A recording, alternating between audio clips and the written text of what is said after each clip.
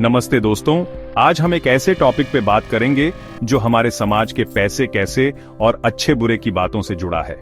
यह विषय न केवल हमारे व्यक्तिगत जीवन को प्रभावित करता है, बल्कि हमारे समाज की संरचना और मूल्यों को भी दर्शाता है।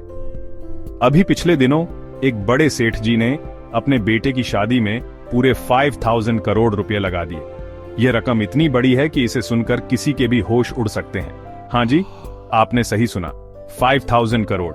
ये सोचने वाली बात है कि इतनी बड़ी रकम एक शादी पर खर्च करना कितना उचित है। जब देश में 30% लोग भूखे सोते हैं तो इतना शाही ठाट बाट कैसे सही हो सकता है। यह सवाल हमारे समाज की प्राथमिकताओं पर भी सवाल उठाता है। प्रभु यीशु ने कहा था कि जब पार्टी दो तो अपने अमीर दोस्तों और रिश्तेदारों को नहीं, बल्कि गरीबों, अपाहिजों और अंधों को बुलाओ।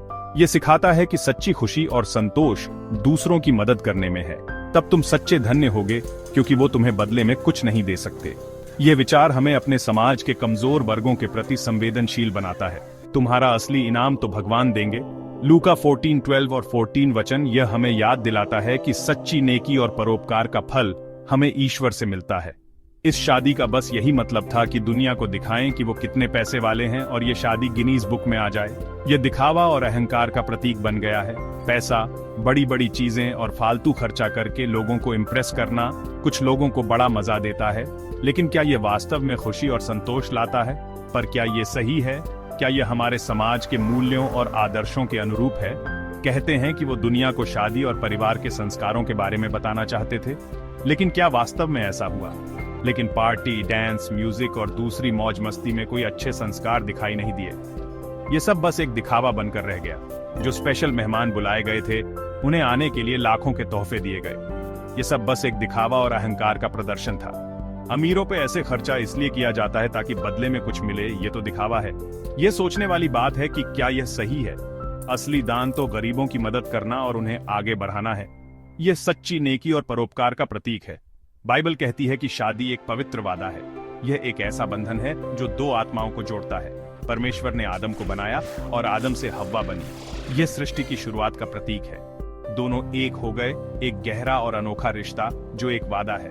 उत्पत्ति 2:14। यह वादा जीवन भर के लिए होता है। ये कोई दो बड़े बिजनेस फैमिलीज का डील नहीं है। ये एक पवित्र बंधन है जो प्रेम और विश्वास पर आधारित है। दुख की बात है कि जिंदगी भर साथ रहने की बजाय बस शादी की पार्टी और धूमधाम पर ध्यान है। ये सोचने वाली बात है कि क्या यह सही है? कई फैमिलीज ऐसी ही शादी करना चाहते हैं और कर्जे में डूब जाते हैं। ये सोचने वाली बात है कि क्या यह सही है? जरूरत इस बात की है कि प्रभु यीशु इस मौके पर और जोड़े की पूरी जिंदगी में मौजूद रहे। ये सच्ची खुशी और संतोष का प्रतीक है। क्या मैं शादी को एक पवित्र वादे की तरह समझता हूँ? ये सोचने वाली बात है कि क्या हम सही रास्ते पर हैं? धन्यवाद। और जरा सोचो, क्या हम सच में सही रास्ते पर हैं? ये सवाल हमें अपने जीवन और समाज के मूल्यों पर विचार करने के लिए प्रेरित करता है। Please like, share and subscribe my channel for more videos and updates.